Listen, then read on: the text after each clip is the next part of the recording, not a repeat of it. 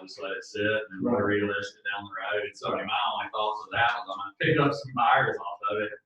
So you've had more showings than anybody else has had out of it. So we had 10 shows and no offers, so that tells me it's overpriced. I already called and told him that. He was like, well, if I can get 150, I'll just keep it and then we'll sell it down the road. So, and I knew that going into it. It was more like, and I have gotten several unrepresented buyer leads from it. So, I mean, I'm like, well, I'll just work with buyers and maybe someone will throw out a number. So in those cases, Brett, I mean, I guess you just type the listing at 215 and see what happens, right? All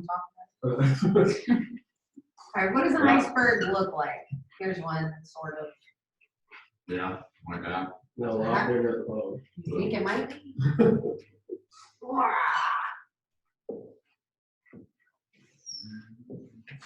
All right, this is the junk marker that I keep picking up.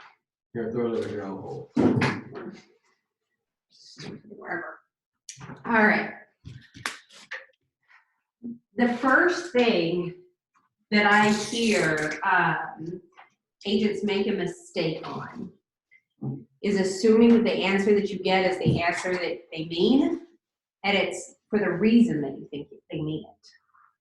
So let's just take net 200.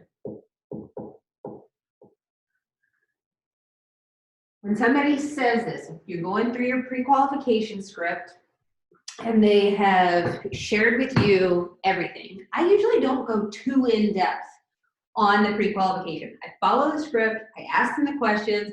If they said something that caught me off guard, I might ask an additional question that goes with it, but for the most part, I'm just following the script, getting the answers, and then I'll see you at the appointment, you know? When I get to the appointment, which we're gonna break down here in just a minute, I'm gonna go somewhere in there. I'm gonna say, at one point we're on the phone, Nolan, and you said that you wanted to net 200. So to me, I just wanna make sure I clarify. That means we're gonna have to list around like 215. That puts you netting 200. What's your payoff? Nothing. You don't owe anything. So why 200 and why not 201, 520, or why not 197.6? Like what about this number is important to you? That's just what I want. I don't know. That's. We're gonna think deeper because they're gonna answer more than that. Yeah. Did he rent it now? Did he live in it? What are you gonna do with the money? I'll probably put it into another property. Okay. What kind of property? Farm. Like for you, or as an investment, or? For us, yeah. It'd be awesome. Where do you want to be? Marijuana farm. Somewhere around here in Commerce. Ideally, if you were going to have your perfect farm, what would, like, how big would it be? What are you going to do? Cattle? Are you going to do pigs? 35 acres. 35. What are you going to raise on it? Just plants and cows. Plants and cows. And you want a house on it, or? No, maybe a little cabin or something, but we've got a house here in town. So, are you gonna be financing the 35 acres, or are you hoping to pay cash for it? Hoping to pay cash for it. Okay, so if the acreage costs like 175, are you good with that? Yeah, but I'd like to have some left over to Cool. mess with. Okay. If we can get you what you want here and get you really close here, are you willing to be negotiable at all? I mean, maybe, we'll see. I mean, if it's really close, yeah. Okay. But, Cool. I mean, if it's in the 180s, I won't do it. That's pretty low compared to the numbers that I was thinking. All right. So what I need you guys to remember is when somebody gives you a number, don't assume anything. They also don't speak our language, usually. We speak our language. So when we say, what do you want to net at the end of the day? I mean, what do you want to net? After paying commissions, after your mortgage is paid off and anything else, what do you want to put in your pocket? What's the check that you want the closing attorney to give you? Sometimes I had to say all those. Didn't I, AJ? With Mike, I had to like rephrase it 27 times. I'm like, so like after all is said and done, the mortgage is paid off and your debt is paid off, etc., and the attorney is writing you a check or wiring it to you, what do you want that amount to be? Because sometimes they don't even know what I mean by net. They might say 200 and they owe 195. Right? But I also had to ask you, what do you owe? That's an extra question.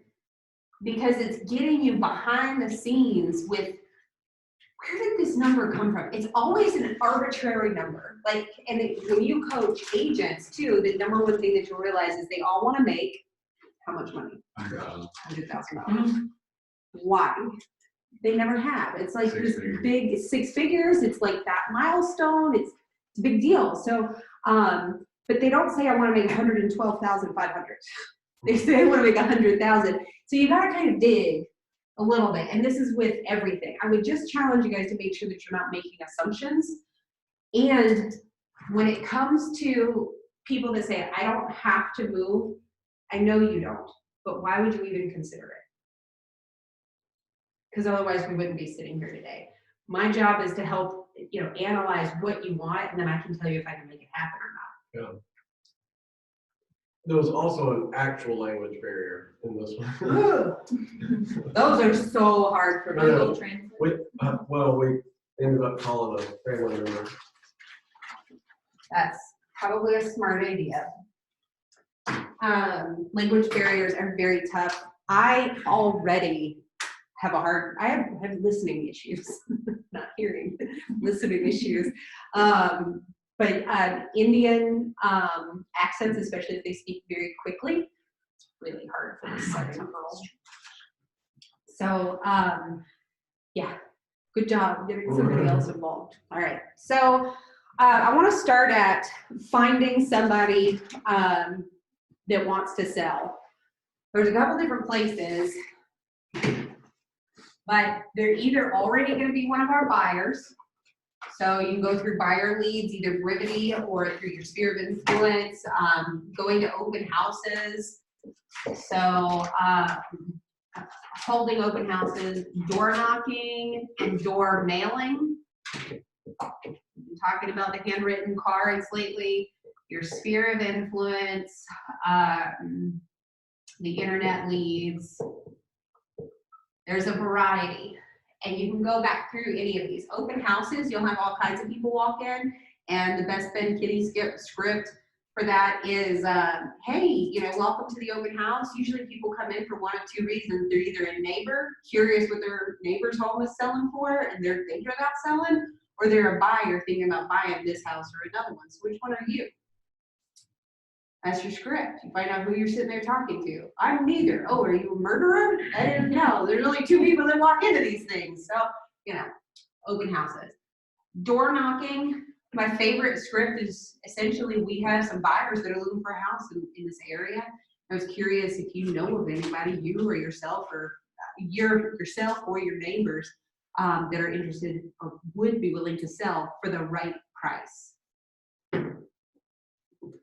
Because all of them say, well, yeah, for the right price.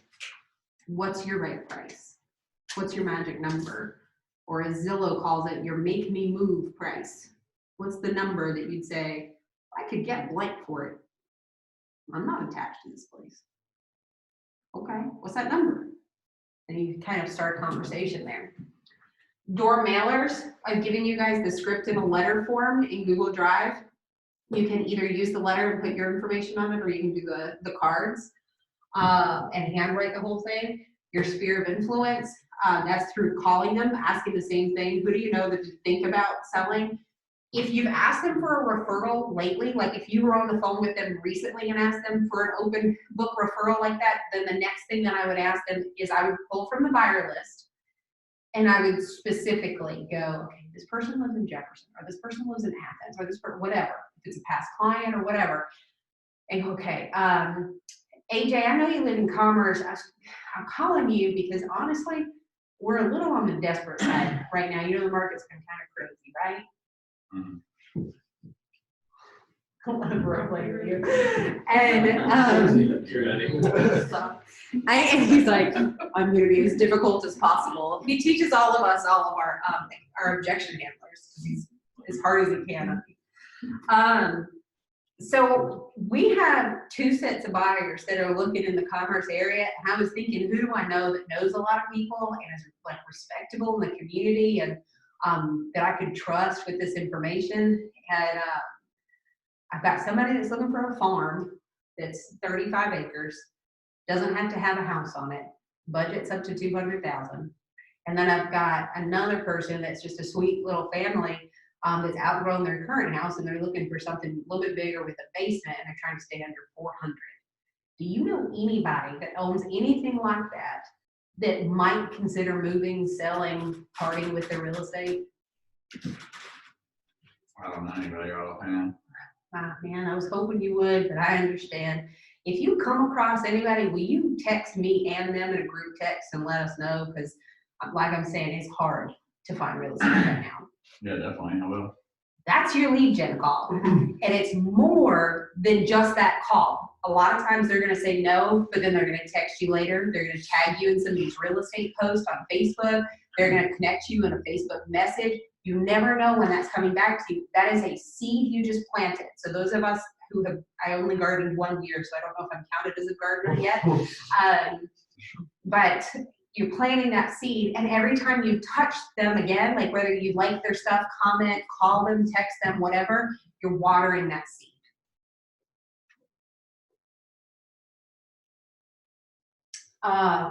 The internet stuff, we've got valuation leads, we've got old ones, we've got new ones that we need to get over to you guys and just go rejuvenate them. Kind of like a that thing that like Wilbur. the thing that makes your heart start back up. Your heart.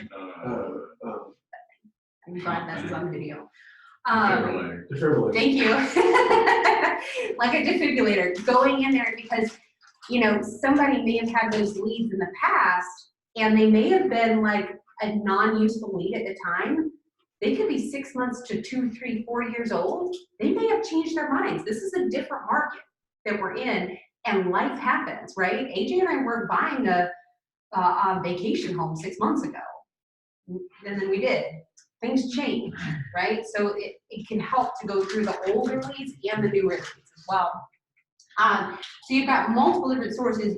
You just have to pick one at a time. I would encourage you to only pick one at a time and do as much as you can. Like if you're gonna do mailers that week, set a goal to send a certain number of mailers out, pick your strategy, pick where they're going to, sit down, do it for hours at a time, get them all out, then switch topics. Because then you actually complete something rather than just kind of dabble. If you're gonna do your sphere, I would pick a day of the week that you do it, or even make yourself a list and say, over the next week, I'm gonna make sure I call all these 25 people, whoever it is, that are your top people that send you referrals. And keep in mind, you don't have to have a huge database. I've asked you guys to have 200, but all it takes is a database of 25 that sends you 5 referrals a year. And even if you don't close all of them, you could be closing 100 transactions a year. And if they're good people, they're credible people, they love you, they want to send you business. You've got a couple of, you don't have 25 yet, I don't think, but you've got a couple of people that are trying to send you that many deals or more a year. So you keep your base strong and you take really good care of those people. The rest of them, you touch them every once in a while. You comment on their stuff, you check in on them, but these people you take to lunch periodically or on fishing trips. The listing that took yesterday, or well, I'm getting signed today, is from an open house lead that bought 2 properties, not that open house, and now they're sending me a referral. Yes. So open houses can be powerful. And they don't speak English too. So you're just swindling them. That's pretty much what you're doing. They're like, yes, buy this one, and now buy this one. You should sell that one now. And they're like, okay, no one knows. Yeah. Okay. I think everybody's getting like little bits of info from realtors already, so you really got to kind of go above and beyond to like make any kind of impact, you know. I think that's how I was able to get that listing appointment off of that home valuation leads. He said, I get random emails like this all the time, but I wrote out a message like, you know, hey, we contacted us or whatever. It ended up being one of his buddies he was going to do for sale by owner with that requested it, but come to find out he was going to probably lose $75,000 taking his buddy's offer. So he was like, hey, after looking at this, I'd like to have you come out and look at my house. I want to buy too. So can you talk them through what happened? I know what happened. I just got a random valuation lead. It said no name, but you know, there's a little search thing under it. And it searched and found the guys, found 2 phone numbers, but it said do not call. So I didn't even add them. I didn't know if we could get like in big ass trouble. $10,000 per violation. So yeah, please don't do that. I got his number after he emailed me back, but I did pull in his email and I just sent the evaluation. Then I sent another email saying, hey, check your spam. All these Brittany CMAs are going to everybody's spam. Nobody's going to see them. You got to. You gotta send a text. Market reports are not, but see, Brittany CMAs are, or even market reports that I'm sending. They're all getting open and seen, but no CMAs have except the 2 people I've talked to. They're all just not getting seen, period. But anyway, he was like, hey, what is this regarding? Because I'd seen an email like, hey, I got your home valuation report. I just want to make sure this was you or not. Email back like, hey, what's this about? And I just said, somebody requested a home valuation, so I was going to, you know, make a CMA for you and provide it to you, just so you can get an idea on the market what your property's probably worth. And he emailed back and he's like, oh, okay, I think that was my friend who's interested in the house that might have originated that. But he said, I'd like to get a valuation on the house I'm looking at for sale by owner that I think is overpriced. And so I made those 2 CMAs, sent to him, and had another phone call. And then he followed up with an email and said, hey, I'd like to, you know, would you like to come sit down and talk to us about it? I think what I love the most about your approach is you're willing to slow down and give them a certain amount of information. You're still not wasting your time. I see some people really waste their time. Yeah. Really bad. AJ has an air about, I don't have this, by the way, so that's why I'm complimenting it. It's like, I'm real bad about like, do you want to sell or do you not want to sell? And like, if you do, then I want an appointment. So I have to slow myself way down and be present in the moment. I think he does it a little bit more naturally, where he'll sit there and talk to him for 30 minutes. That would be excruciating to me. I mean, I'll do it, but it's hard for me. And he'll talk to him for 30 minutes, and then they get off and they think about that. Everybody else has sent like just a little blurb of an email, and it's kind of spammy and this, that, and the other, versus this one guy sat on the phone with you. And when the guy said for sale by owner, I don't even know how many times he probably said it to you, but he was trying to buy it for sale by owner, and he was trying to sell his house for sale by owner. And he's got all this experience, and his family has all this experience, and blah, blah, blah. And AJ didn't let it stop him. He didn't try to like overly convert him, but he also didn't like go, oh, for sale by owner, like, never mind. We have flat fee services for those people. So I encourage you guys to say, by the way, I think that's awesome. If you guys do get it worked out, let me know. We have a flat fee service where we can process the paperwork for you and like make sure all the T's are crossed, I's are dotted. We just want to make sure that you're taken care of. It's only if you need it. That's why I like that Brevity CMA versus RPR, is just because it's just so much more detailed. It's got the actives, it's got pictures, it's got the full listing description. And so it's like, hey, I went and sending, I mean, it's kind of like giving them information. I think that's the way it goes, is people are like, well, hey, normally we don't get this kind of info. It's what the listing agent's bringing to like get the deal done.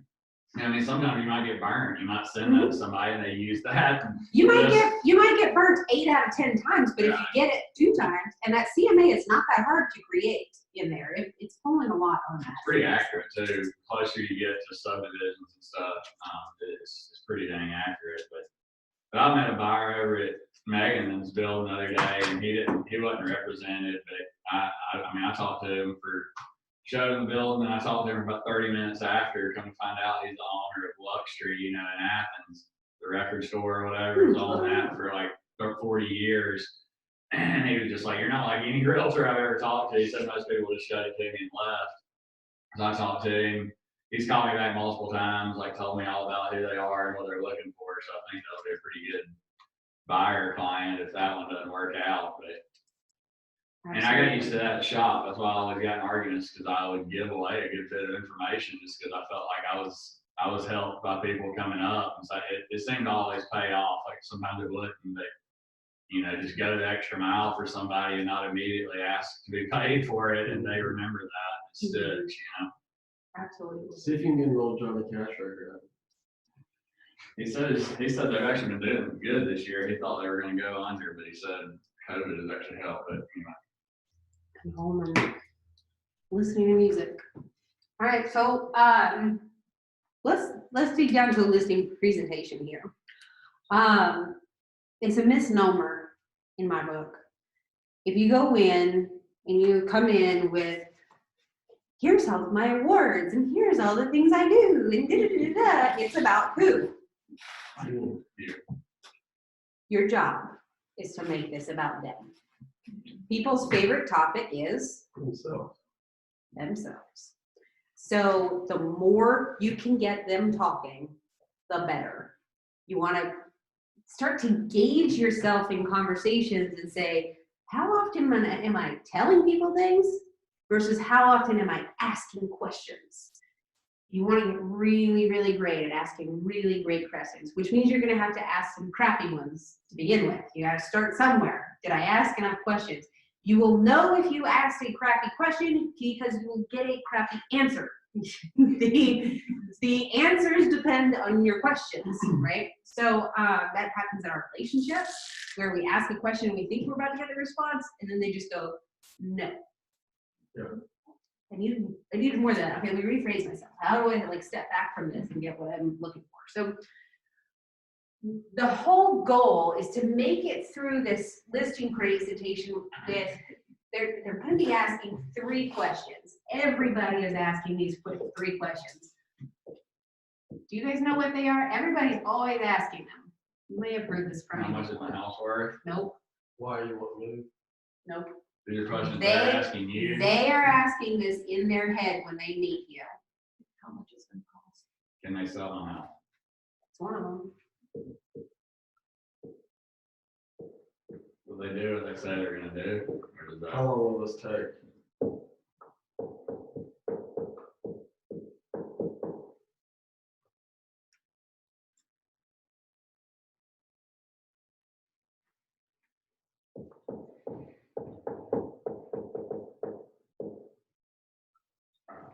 They're actually asking you these 3 questions before they ask any of the others.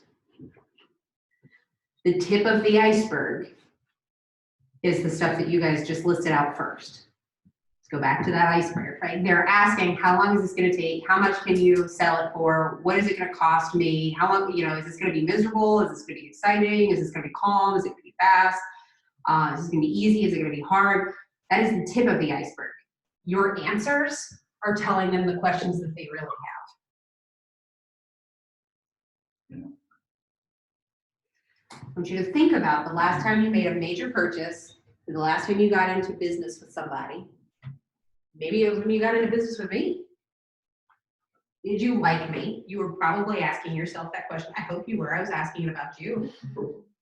Because I'm working with you guys all the dang time. I know you're going to call me with a million questions. Do I like this person? What I want to I have a script that I ask myself when I'm interviewing is, would I want to have a beer with this person? Like outside of work, would I actually want to see them? If the answer is no, they're off the list. I gotta really like you. The jury's still out on me. I'm still trying to figure it out. No, I'm good. I'm good. We even invited you to come fish and all that stuff, man. You get an invitation like that. I'm not burning that bridge. Good to know. We have one thing over in AJ. One thing. It's just like that. Can I trust you? So they're asking, a lot of times they're actually going to ask you questions they may already know the answers to.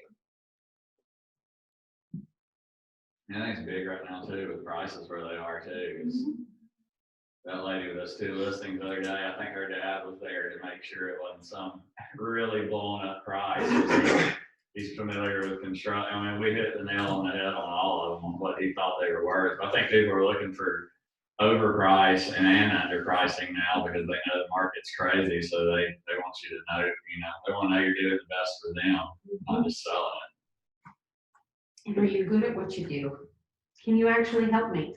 Because I can like you, I can trust you, but if you work full time at Gap and you just got your real estate license and I have a chicken farm to sell, I might not fall in this category. That's okay. For a little while. Then you better figure out something else, right?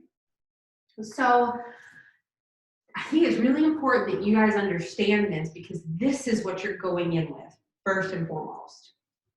This is why I ask you to familiarize yourself with the disc. And it's why I spend so much time on everything else other than the presentation. Because I'm going to walk you through how I do a presentation. But all I'm looking to accomplish here is to go, not only am I likable, but damn, I really like you too. We're going to get a really good thing going here. We're going to be friends when this is over. And that's not my natural personality, guys. Y'all know that. It doesn't really happen, but. Huh? I said, if it doesn't really happen, you're not going to be my friend. But Might be. Maybe. There's a chance. And I'm going to make sure that they know that they can trust me. I'm going to be confident in what I deliver. And if I cannot deliver them with accurate information, I'm going to tell them that I don't have that information right now. I have the resources to find it and I can get back to them. Let's add up all of our questions. And that way, if there's anything else on the list, I can call you back tomorrow morning. That's trust right there. She doesn't just spit stuff out and give me random answers. And I am going to walk them through what we do to get homes sold and a little bit of our track record without bragging, because I want to make sure that they know not only do I know what it's going to take to sell your house, but I've mastered the process to make it as easy on you as possible. Anybody honestly could sell your house, Nolan. It's the question of, will you get the terms that you want, will you get the timeline that you want, and will they actually get to the closing table? When you work with me, that's what you're going to get. Yeah, I think that's a big thing a lot of people don't realize is like having to look through those 20 and 30 offers and decipher it. Like when I was talking to the seller the other day, I was like, a lot of people don't realize you might get this huge blown up price, but that person never makes it to the closing table. So I said, that's where we come in, is we vet the agent, the lender, and everything to make sure whatever you accept is going to, is going to sell, because we don't want to get your contract. All right, let's do a quick review on this. What is the D? What are the characteristics of a high D? Direct, to the point. I like their time wasted.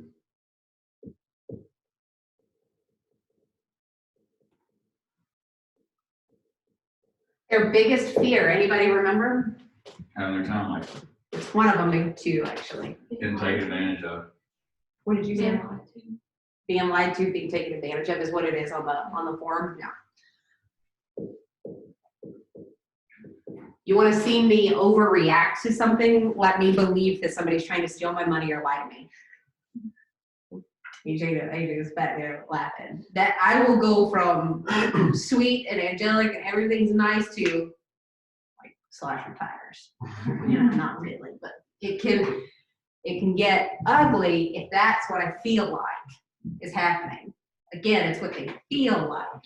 Had a football coach once. I hit that trigger for him. I was trying to help him win an offer. We're going back and forth. He'd be really aggressive in the offer, and I told him it was about earnest money. He didn't have to put earnest money down. And at some point, we got a little bit into bickering, and I got a little stubborn. I should not have argued, but I did. And he said, I've bought, and he said like 6 houses in blank number of years, and I have never had to put earnest money down. I said, that's fascinating. And he goes, with an attitude, of course. And he said, what's fascinating? I said, well, I've sold over 100 homes this year in this state, and I haven't had a single one without it. He got so mad and hung up. It was Chinese. When it changed. And so I was like, oh shit. And AJ was there that night. I paced the house. I was like, what do I do? What do I do? I was going in and out the doors, like, I don't know what to do. I finally picked up the phone, he didn't answer, and I left him a message, and I texted him, and I said, I am not okay leaving this relationship in that way. I'm sorry for what I said, and I am on your side. And he texted me back a picture of like a glass of whiskey, and he said, go have a drink, I'm fine after my drink. But you know, colliding of two heads there. What it really was, he didn't want to be taken advantage of. If he'd never had to do that in any other state, why was he having to do it here? Why would we ask you to do that? And I didn't have that greater For experience. this football coach, so he's probably like, people want to know that, you know, I'm good for it, you know, and you get that a lot. Yes, that is exactly all their attitudes. All of them. So anyway, so what's an I?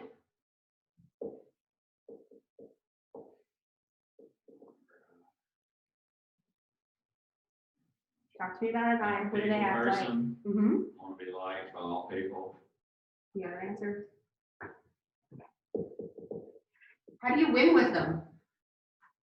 Now think about Holly. Holly is the highest I in the whole freaking world. How do you win with Holly? Bubbly and likable and talking. Pair a compliment. Flattery wins. What's their greatest fear? Not being liked. Rejection. All right. What about a high S?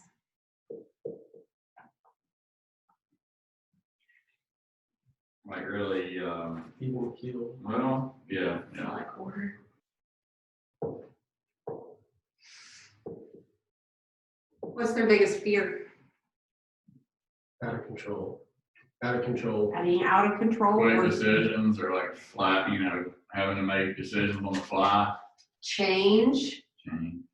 I've never heard of that used, but I think that you're right. What? Having to make decisions on the fly, like fast decisions. I think that could come up in a couple other personality styles. Joe's processing what you were saying there. If you are in a listing appointment and you can't for the life of you figure out what the behavioral style of the person is, they're an S. Jill is an S. Yeah. Okay. So Jill will mold into any room, but she's super quiet until you get her at a horse show or drunk and then changes. But they hate change, hate it. They want things to stay the same. And once they're in their sweet spot, they can actually move as fast as a high D. But it's got to be their way, their systems. They create systems, they follow systems, they've got the way that they do it. I actually think Allison McClure was an S. I cannot remember. She has some moments where other things show up, but I think this is where she was most of the time. That's why she was able to wake up at 5 a.m. every single morning, work out every single morning, start leave done every single morning, do the same exact thing every single day. Every single day. So what about C?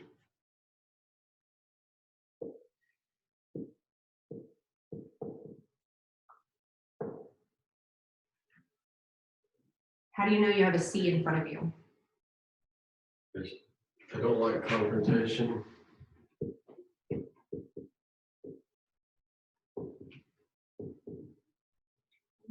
We'll kind of just go with what you're saying.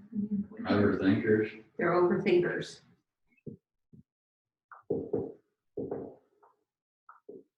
These are your, I said compliant, but I don't mean compliant as in they just do what they're asked kind of compliant. I mean correct compliancy, like accounting. The books are compliant, like to the T, right? So they're detailed. So this is the person, like we talked about with the pre-qual script last week, where you're doing the pre-qualification script and you say, can you briefly describe your house for me? And that's not, those words don't go together for them. They would rather show you the binder that they've made with the history of the full, I'm telling you extremes here. But if they're not an extreme, but they're still a high C, they might say, well, we just did a renovation in the kitchen. We put in, upgraded this, that. We got this brand of all the appliances. We went with the extra package. Like, they're already giving you more details than any other person. The rest of you would be, yeah, we just did granite. We did the whole kitchen. We did like the granite, the stainless steel, right? Like an average Joe would say that. But a high C is going to say, well, we put in this kind. It's Whirlpool, and it's their nicest one, and it's brand new. It's still under warranty. They're going to tell you all these things. The reason I tell you this is because if you can understand this, you can get them to like you at the appointment if you're paying attention. The key to me being successful in this is not my winning personality all the time. It's my ability to strategically think and mold my behavior, my scripts, my approach with people that meets them where they are. If Kaylee's a quiet, I don't really want to have to move. My husband's making me move, he got transferred. And when I'm talking to her, I'm going to talk at her pace. I'm going to reassure her, I got you. I know this is going to suck a little bit, but I'm here to do whatever that I can to help you through the process. I know the change sucks. When her husband's over here at high D, I'm like, bottom line, this is what we're going to do for you. I'm going to approach both people differently. But when I'm talking to Kaylee, I'm going to slow down at her pace. I'm going to talk with the same tonality. I'm going to talk at the same speed, the same pace, the same words, reflecting it back to them. All these people move at a different speed. These guys are fast. These guys are slow. Not in like turtle versus hare kind of way. I just mean these guys really like to move faster, and these guys like to look at things a little bit before they move. Once they understand it, they'll move fast. They got to understand it first. So if you know without a doubt you got off the phone with a high D, how can you prepare for the appointment? Try to have the facts, just to have everything prepared so that when you get there, you're not wasting time with fluff. You can say, this is. I did the Ben Kenny script, and yeah. it was like, You ready with this? yeah, other than price, is there anything else you'd like to discuss before we get started on paperwork? It was funny you said that, but I was like, it probably works. Because there's some people that are just like, that's my that's all I dream wanna have. presentation anytime I hire anybody for anything. Because I really, as fast as I move, I am a researcher and I do have questions.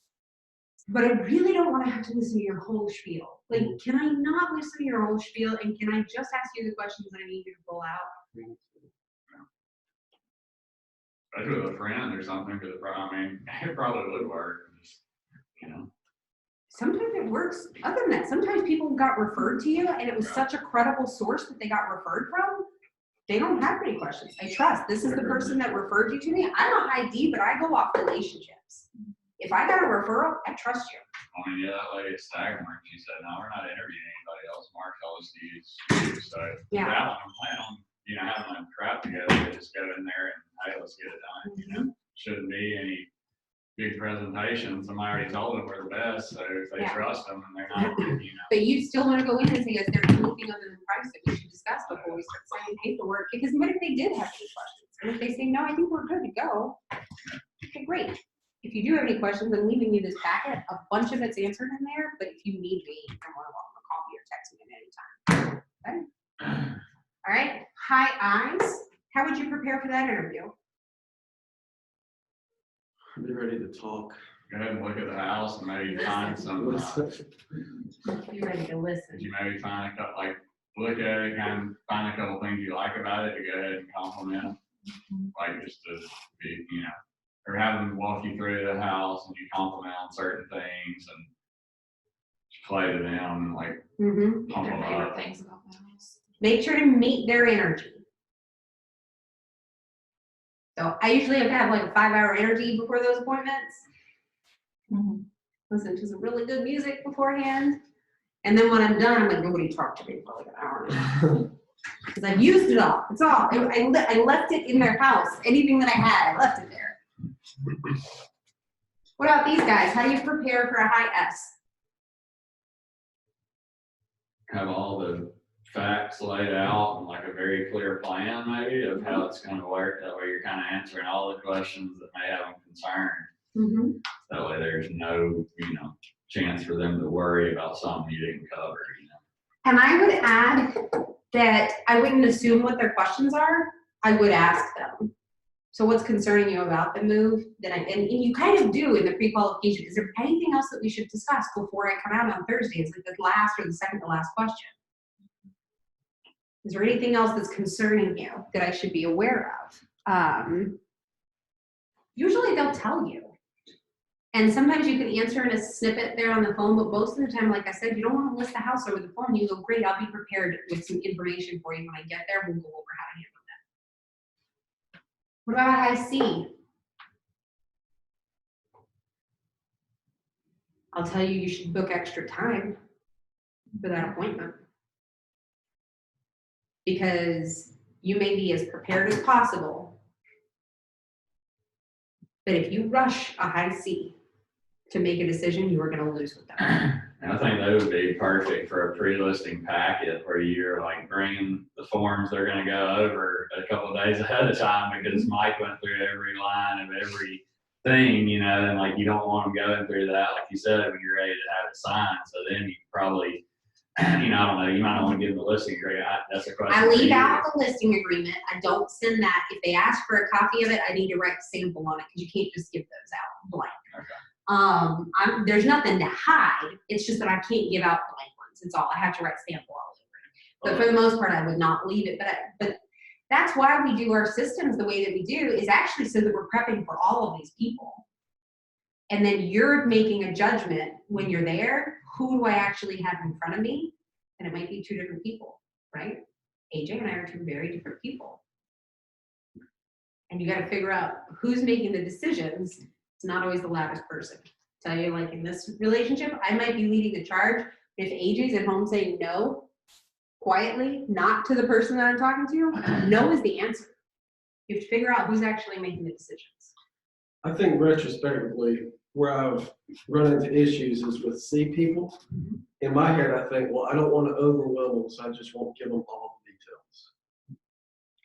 They feel overwhelmed if they feel like they're missing the details. I mean, Mike, last time I was at his house last weekend, the wire fraud disclosure, the marketing disclosure, he had sentences of that underlined he wanted me to go over. Like, he was afraid of signing a marketing disclosure because he thought those fees there meant he was agreeing to pay those. Like, there's that. He wouldn't sign it because he was like, I don't agree to pay any of these fees. And so I had like read it word by word, and I was like, this just means we're not going to ask you to use them. Same with the wire fraud. He's like, so he's like super.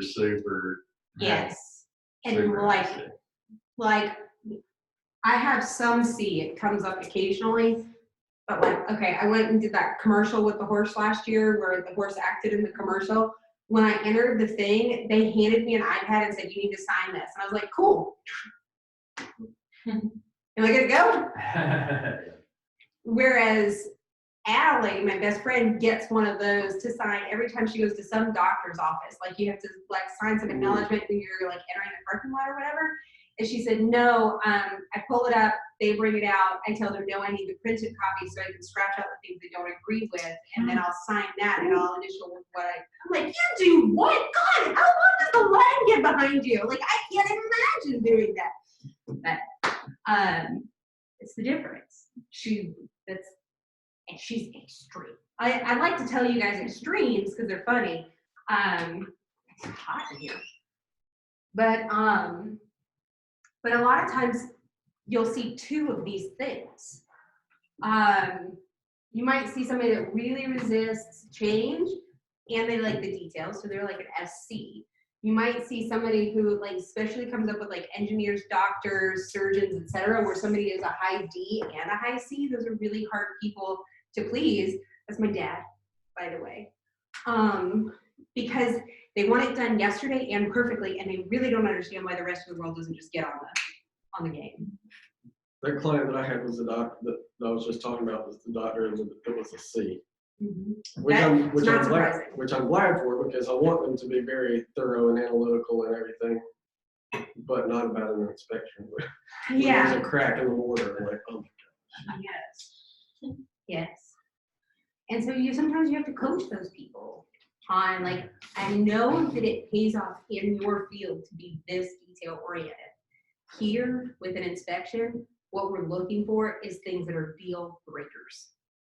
Like, there's no way I'd ever have a house with blank foundation issue, HVAC not working, blah, blah, blah, faulty wiring, I don't know, whatever. And coaching them on it. And you can coach some of them till you're deaf and dumb and you have nothing left. And they're still not going to listen. It's just how they're wired, and you're just going to have to do it. But you know what? The best ones for referrals are these and these. These guys know everybody and like everybody, and most people like them because they avoid confrontation too. They don't want to be rejected, so they don't really try to piss people off very often. And these guys are so careful that their friends call them and they're like, I know you reviewed everything already. Who's the best, blah, blah. And they go, no one. Hard to win over, but when you win them over, they stay with you. They're lifelong clients, lifelong. Until you screw them over, because it takes them a long time to trust you. And if you've proven that you're trustworthy, they're going to stick with it. And they were also an open house league. We need the charger for this, AJ. It's dying.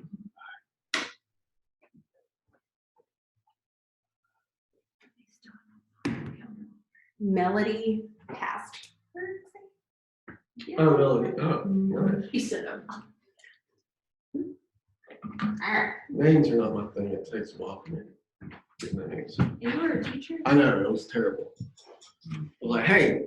Hey, you. Hey, guy.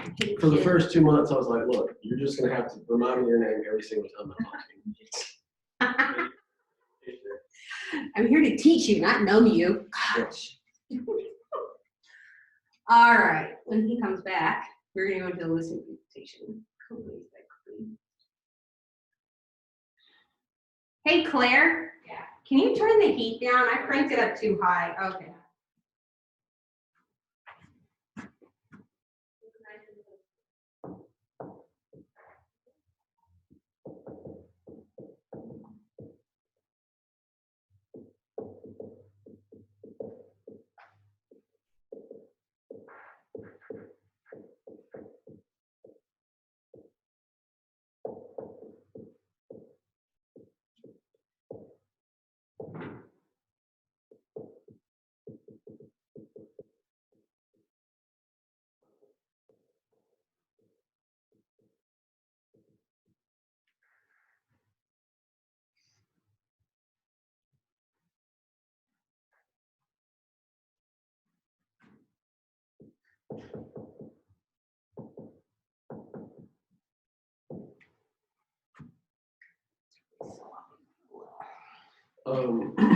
You know what I got to thinking about last night? If everything goes as planned, which as of right now it is, that Old Hoods Mill property and the listings with Jared and everything, if it goes as planned, that one postcard is going to end up being almost $250,000. One postcard. Crazy. Pretty amazing. One postcard. Pretty amazing. There's 15 lots on the other property on the golf course. So total about 35. It's gonna be a cute little neighborhood there. Section. I like that. I like that. All right. Well, I don't know if he's coming back, so we're going to talk about pre-listing. This is the point where somebody has said, I think I want to sell my house. I think I want to move, and I need to talk to you about it. You pull out your seller pre-qualification script. So great. I have a couple questions to ask you. And first of all, like, where's the house and what time do you want to meet? What days are good for you? Some questions that I ask of you guys whenever you're closing for the appointment, and always close for an actual appointment, an actual time. You don't ever, the doctor never says, give us a call on Monday and we'll see if we can squeeze you in. The doctor's office says, the earliest we have is next Monday. You know, do you prefer morning or afternoon? And you say, well, I'm actually off on Tuesday. What do you have on Tuesday?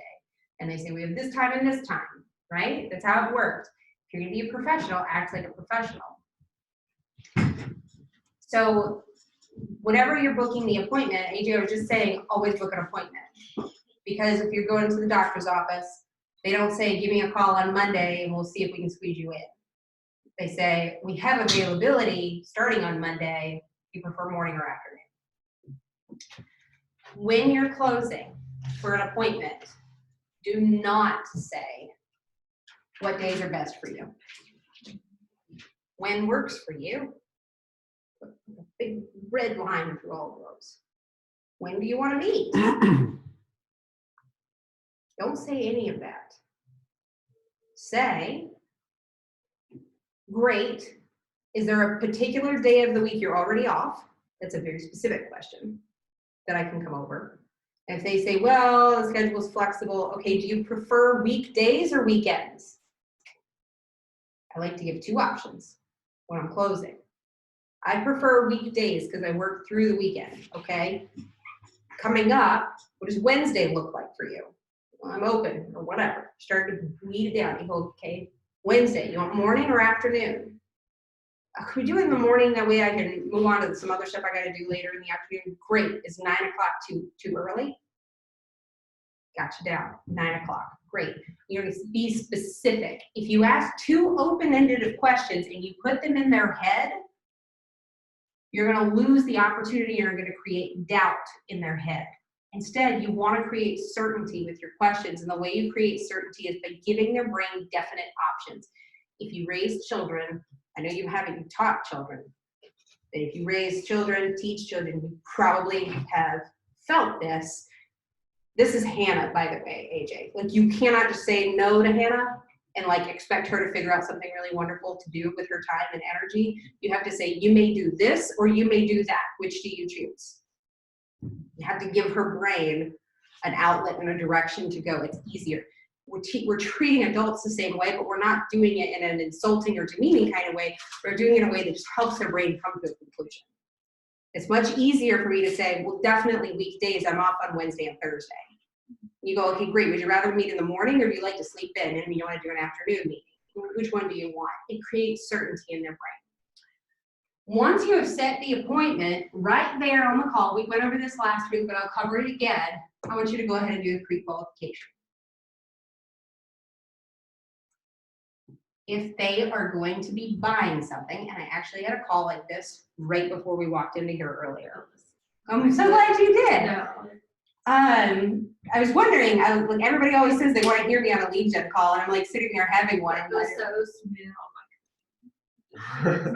I should have recorded this, but it was very conversational. But at the end of it, I said, okay, so here's our next step. Based on everything that you told me here, the next step is to get you pre-approved. There's 2 different people I want you to get approved by because of their scenario. They're either looking at land or they're looking at a house with land. And I said, I really wish you to start with Jenna. I pumped up Jenna, talked about how great she was. I said, we're going to start there. If we decide to go the land route, we're going to take everything that you gave to Jenna in those emails, and then we're just going to forward it to these people at Ag Georgia Farm Credit. Don't do it yet, but we're going to keep that as our backup. And I'm doing that. I'm having them get pre-approved before the appointment because the whole point is they want to sell to buy. So why would I waste their time if they screwed up their credit 6 months ago and they're still redeeming it? I don't want to get their hopes up. So what I do on things like that is I don't give them the option of, why don't you, call so-and-so, start there. I'll say, I'm just not giving the option. I'll say, so as soon as we get off the phone, I'm gonna put you on a text with Jenna or whoever. Isn't that what I said, Kaylee? You did. It was almost verbatim. Yeah, it was like, I'm just not gonna do Our next step is this, and here's what I'm gonna do. I'm Yeah. gonna put you in a group text. I need you to finish, and what you're gonna do is an online application first, and then Jenna's gonna reach out to you and schedule a call. And then I did. I got off the phone, I group texted Jenna and them. I said, hey, Jenna, here's the status, here's what they're doing. I told them it might not be immediate, blah, blah, blah, blah, blah, blah, and sent them a photo up. So yeah, we're actually like right on par with what we say. I have more than once, not under me, but I mean, under my leadership, I've had agents take listings and not get the seller approved because the seller, quote unquote, has great credit and great income. I mean, the buyer. They're a seller that also wants to buy. Oh, okay, gotcha. Only to find out that their debt to income ratios are too high, or they did skip a few payments and forgot about it on that credit card, and it did ding their credit, and now we're gonna have to fix some things and do a rescore in like $500,000, $700,000 price points. Please don't let people push you around because of their price point. I know they feel important and it feels scary because of the commission, and I want you to stand true. It's the same stuff, no matter what the price point is. When Jenna's looking at something like in that scenario, say they don't really have good credit, they wouldn't be able to get a regular loan. But say she knows they're going to net 200, and she calculate that into her pre-approval process because like they couldn't the way it is. But if you sell it and get them a lease back for 60 days, they could get approved with that cash in hand. So she can look at different scenarios regarding like the net they get from selling. Absolutely. Okay. Yeah. She absolutely is not just like a no. She's a not right now, but it could be a yes within this amount of time if you did this, this, and this. What's your plan? Are you selling the house that you're already? She'll actually consult with them and go through it. So yes. Yeah, some people might have cash and put 30% down, and I would let the bank approve them when they wouldn't be able to without factoring that in. Right. The next thing I want you to do is I want you to examine the property that you're going to list. So you've gotten off the phone with them, you've done a pre-qualification, maybe you've mailed them out their pre-listing packet, or you're going to, which also it has the marketing in it. Sometimes we email it, I don't know why, those separate.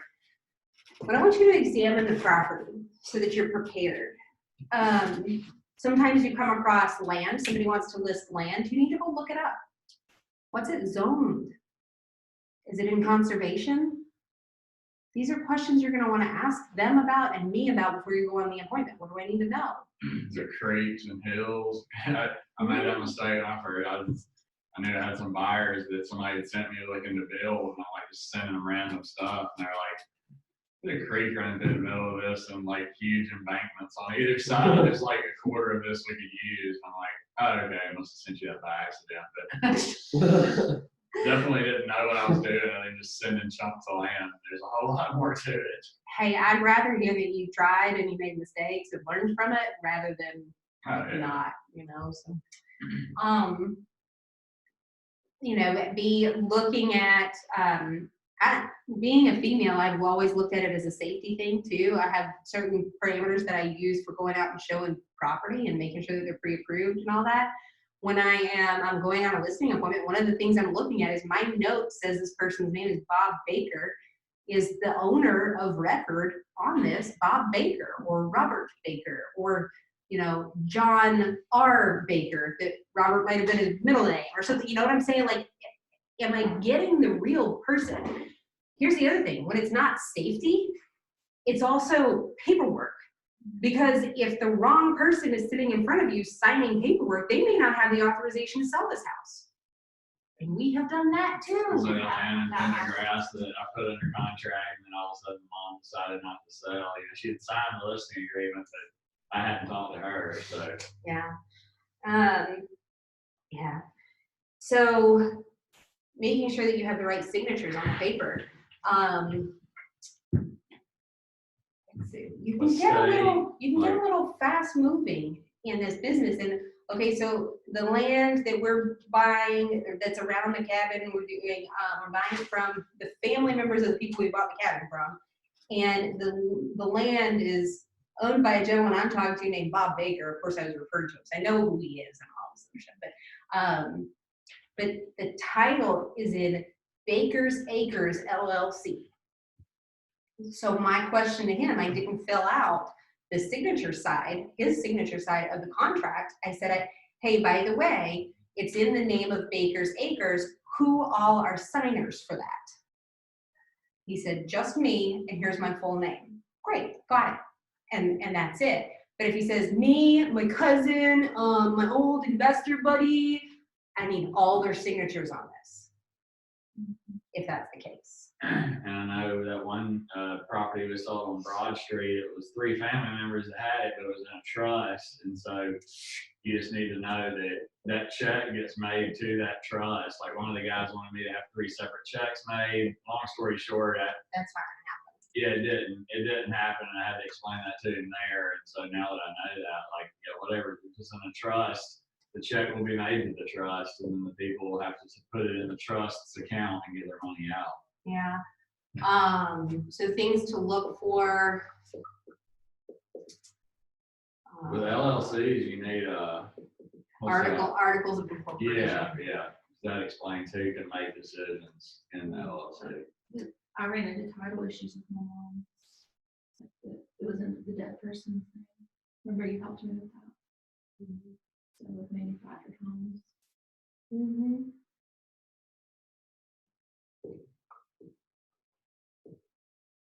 So you can look at all that.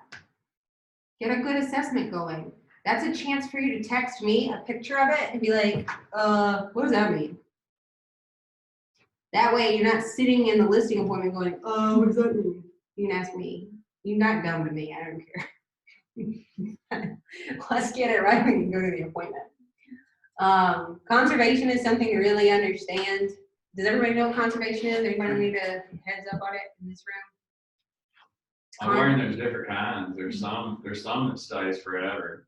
Like, like you can put a land in conservation. It's some kind of tax credit thing where like wealthy people will buy big chunks of land and put it in a permanent conservation, and it's like a tax credit, different than a break. But I'm just saying there's 2 different ones. There's one that lasts forever, and then there's one that's really common around here as a 10-year agreement.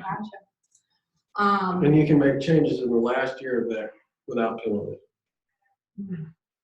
For the first year, if they've just signed it, but the tax bill hasn't been out, they can they can rescind that before the tax bill is made, but after that, no. So there's a lot of things to know that you can find in QPublic or the CRS Power Tool when you're looking it up. 9 times out of 10, if you're listing houses, it's going to be pretty clear cut. Joe Schmo and his wife, Martha Schmo, bought this and they own it, and it says it's in the name of Joe and Martha, right? The other thing that you need to be aware of is divorce, bankruptcy, and death. You do not have to master knowing all of these things and what happens in all of them. I would just advise that you jump on the phone with a closing attorney and say, what do we need to know? Or jump on the phone with me. If they're divorced, past tense, we need to look at the divorce decree in order to do anything. If the other person is still on the title, they're still a seller, unfortunately. But what we do with the house and how we do it and who hires the realtor is probably in the divorce decree, and you want to talk to their attorney. Bankruptcy, the biggest thing I see with bankruptcy, just as an experience, is your people went through bankruptcy, they didn't think they included the house, but the attorneys did include the house, which means you can't sell it till they take it in front of a judge and remove it off of that bankruptcy. It will slow down your closings and piss a lot of people off. And death, depending on how it's deeded, it can revert to the other person. Like AJ and I own everything, joint tenants with rights of survivorship. That means if one of us goes, as long as we have like proof that the other person went, then it automatically reverts to the other person. There's not much that we need to do, except when we sell, we probably need to provide a death certificate saying that that happened. However, if both of us die, things really change, because if we have a will, then it has to be seen, enforced by a judge and all that other stuff, and it has to actually be, what's the word? Probated, you gotta get. Probate is when it doesn't have a will, and then whatever the will is. It's like, either way, there's a process. It's not just like, hey, mom finally died, let's sell the house. It's, The executor's gotta get sworn in before they're able to make. there's a process, and there's paperwork, and then if it's probated, there's no will, then it's essentially all of that person's assets have to go through the government first. And I have seen people never probate their family's stuff. So they've owned it for 7, 8, 10 years, and like a family member's been living there, and they finally get ready to sell, and we get it sold, and we can't get to closing because a week before closing, the attorney goes, "Where's Bob?" We're like, "No, Bob died. We're dealing with the kids." Okay, this has never been probated. Now we start the whole process. It can be 90, 120, or depending on what county, it could be longer days. COVID hit, and all that crap slowed down. So those are some Tax things to sale look at. stuff too, because I got a seller that's trying to get a tax sale. Now Dylan does them right here, so if you ever hear anybody, Dylan's like super experienced with him, so I sent this guy to him, but it's like a 5 to 6 month process to quiet the title so that he can then sell it. Our landlords that sold us this, like as they were selling it, they were having to go to court because they did a tax sale, bought a house, put like $110,000 in it, renovated it. And then after like multiple years of owning it and renting it, the original bank that foreclosed on it came back. I don't know who did their crap. But I mean, come on now, if there was a mortgage lender on there, the mortgage lender needed to be Probably satisfied not at some did point. it, your favorite one.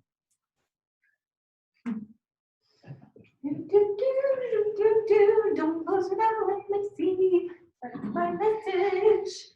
All right, let's talk about the listing appointment. I'm not gonna make this complicated because I don't think it needs to be complicated. You show up on time, guys. I want you there early. I want you dressed well. Those are the days I wear makeup. Nolan got to see that first time in a long time yesterday. I usually like to throw on a blazer. The blazer dresses like anything up. You know, I can wear a workout t-shirt on under a freaking blazer and nobody has any idea. I mean, can't we? We can do like jeans or leggings and throw a blazer on. Like, oh, yeah. JW, like their family reunion, all these guys, they all had jeans, Oh, I white hate t-shirt, blazer, just like 10,000. It makes me look cute. running through. That makes me look cute so bad. Puke so bad. The quotes you give me during class are priceless. Big chicken is corrupt. It is. I want to puke so bad. These are my favorites.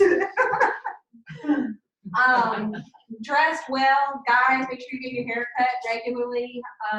Girls, make sure you're doing something with your hair. I even pulled mine back in a ponytail yesterday because it was rainy and it was gross and there was no way to maintain a good hairstyle. So I put it in a ponytail, but I had makeup on, I put the cute glasses on, all that other stuff, and a blazer. Always be on time, and on time to me is a little bit early. 15 minutes is typically too early, but it's okay if you're in the driveway at that point in time. I would say about 5 minutes before, it's okay to walk up to the door and say something. You know, we had an appointment at 2, but it's 1:55. Are you ready, or would you like me to wait in the car? Okay, because they could not be ready. They could have been trying to get the house ready, and they might be a high I, and they're like zipping through at the last minute and getting everything done. Okay, but either way, you showed up on time. Every bit of this that I'm giving you, the pre-listing packet, the pre-qualification, the showing up on time, the dressing well, telling them that you showed up on time, saying it out loud, as stupid as that sounds, it's important because each and every time you set yourself apart, if they're interviewing other agents, you get like a coin in the bucket every time. You're like, yeah, AJ has now 10 coins, but that agent only had 2 coins. They told me they could sell it for more, but AJ told me not to trust that, you know, like, whatever. Everything you're making a deposit. All right. If you have taken bold, there's one key piece that I will disagree with Diana. I rarely disagree with her. She's a brilliant, brilliant mind. But the one thing I disagree with her on is who walks through to show the house. So I see this as 3 different sections. Wow. 1 through 4, huh? Whatever. I said 3 as I was typing, or as I was writing it. All right, so we're building rapport. Then we do motivation, price, marketing, etc. Goes in this little section here. And then we sign. That's it. And then on the way out the door, 3B is build more rapport.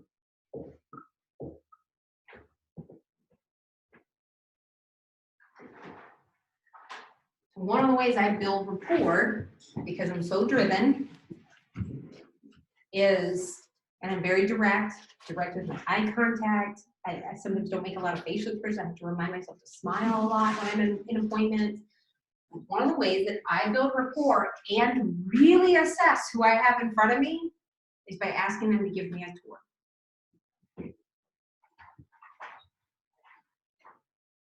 Hey, Nolan. It's Brittany. I'm here. We had an appointment at 2 o'clock and it's 1:55. Are you ready, or would you like me to hang out in the car for a few more minutes? I'm ready. Awesome. Great. Where can I set my stuff down? Just right here on Right the here? couch. Right here? I'm going to set Not it there. Not there. All right. Would you mind giving me a quick tour? Mm-hmm. Awesome. And I'm Let's gonna start get in the my- kitchen. And I'm going to get my pen and paper, because I always bring a pen and paper. Did I leave my notebook at Mike's house? I'm missing a notebook, by the way.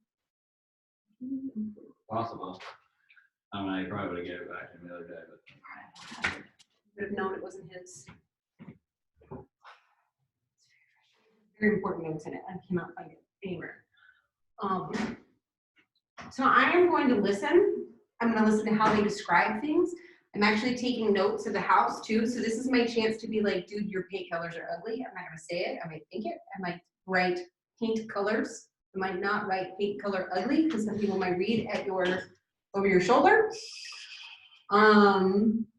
I am going to listen a little bit more deeply to their story. I'm going to ask them to remind me of all the details. I may already know them, but sometimes when you ask it a second time, more information comes out.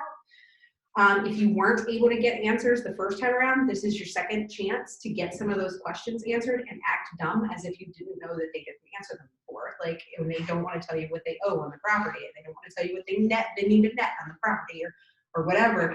This is your chance to be like, okay, so when this sells, where are you guys moving to? Okay, great. Are you getting financing? Are you going to pay cash for that? Do you have a family member that's selling you something? Owner financing? Do you need like 20% down? Are you trying to pay 100% cash? And how much does a house cost there? Like dig in a million different ways until you get an idea of what the answers are for these people that don't want to do everything.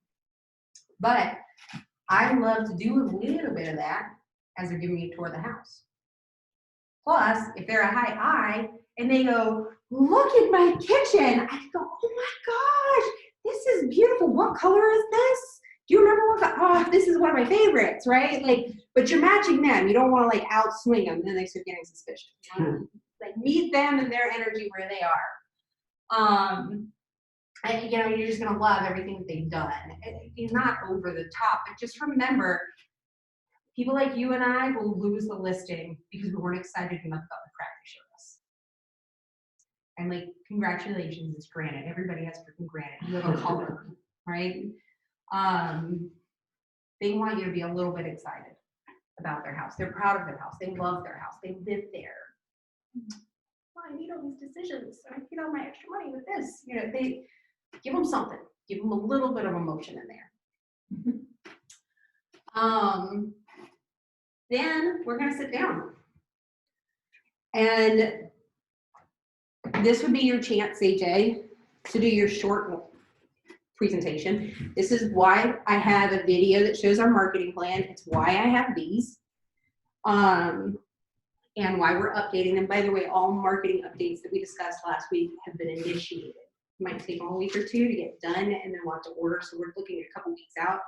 But that we send and we edit some things like that. We've got to add some stuff in here from our COVID stuff that we've added and add some agents' faces in here and take some out.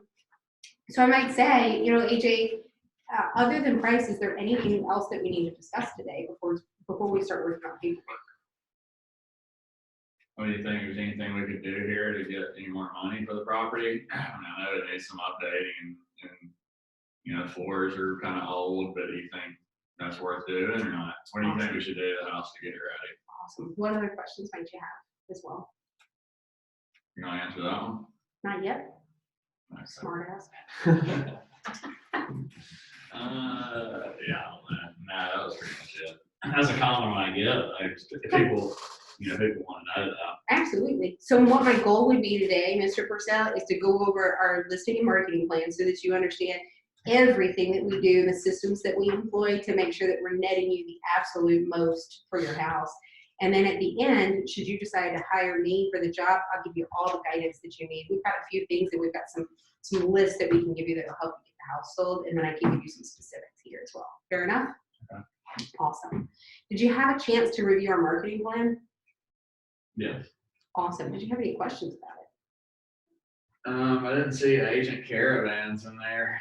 It's really important to me. I really hate listening to you. I really hate it. Okay. That's real important.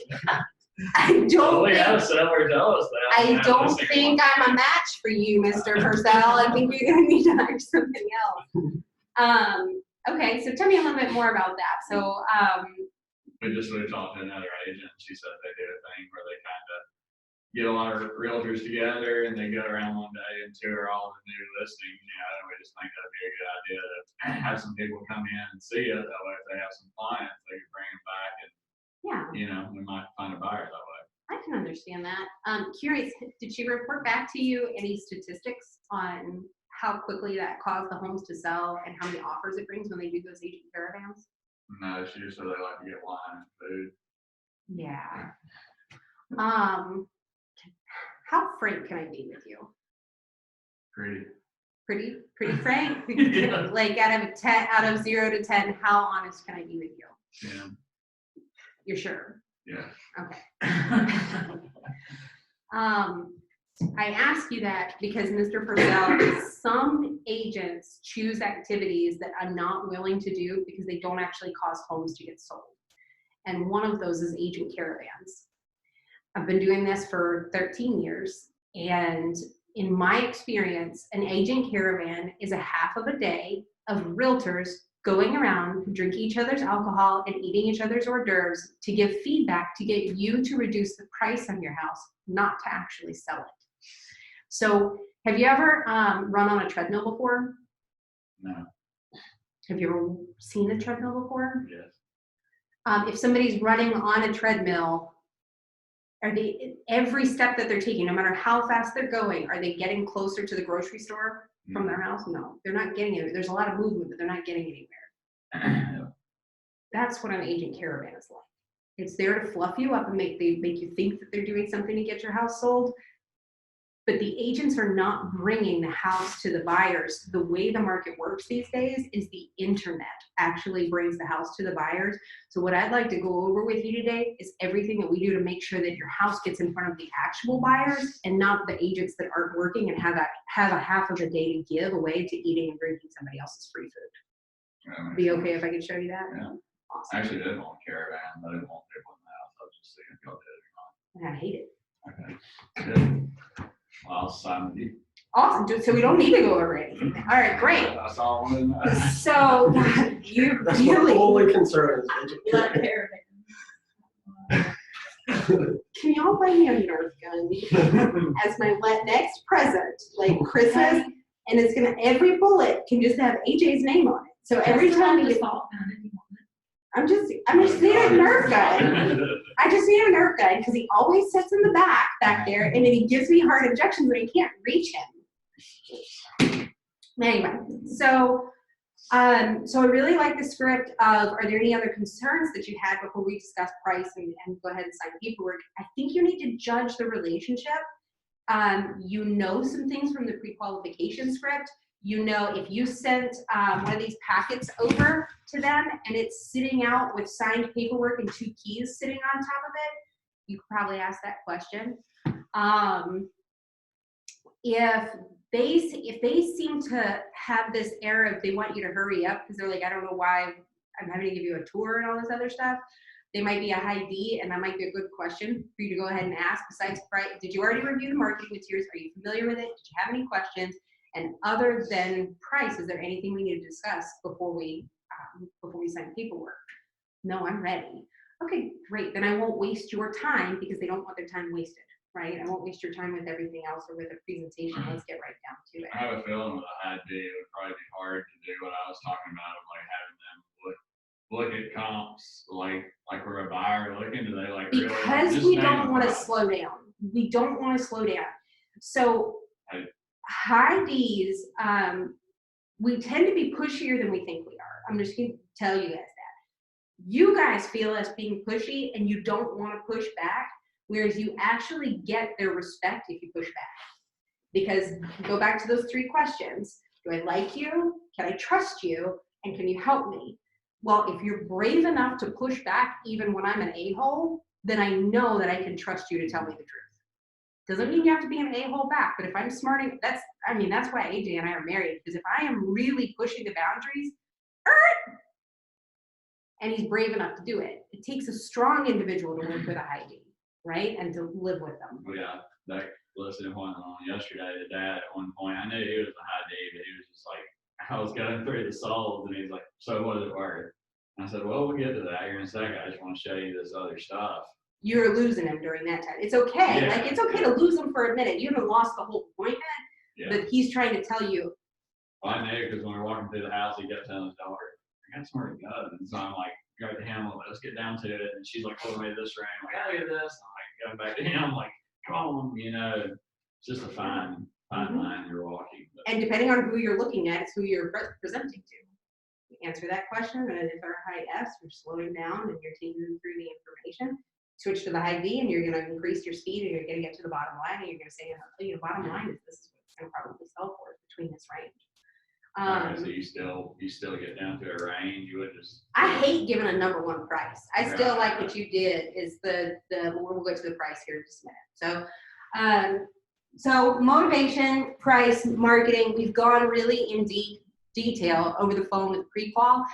I'm going to get a refresher on that. So just as a refresher, Kaylee, you told me you're moving to Sarasota to be closer to family. And you had said that you needed to really cash out on this because you're going to pay cash for the next place down there. Is that right? That's right. Awesome. And is it going to pose a problem if we sell this place really quickly? It might. I may need a little bit of time since I'm moving so far away. Okay. So walk me through your ideal scenario. Do you hear how many questions I'm asking? I've had them tour me through the house. I've asked them a ton of questions there. And the first thing I do is say, are there any other questions? And if she does have a lot of questions, or I don't feel like I'm quite ready to get her to sign, she's going to need some warming up and prepping, I'm going to start with some more questions. And who are they about? Nothing. And why are you moving there? And who lives down there? And how old are they? And when was the last time you saw them? I may go into that a little bit. Okay, and I might ask, what's your ideal scenario? Like, if you could have any timeline, any price, any this, what would that look like? And there's a reason.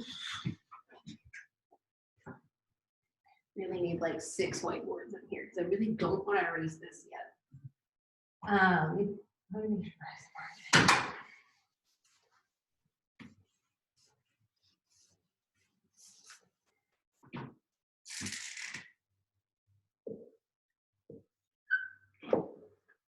Some of you have seen this.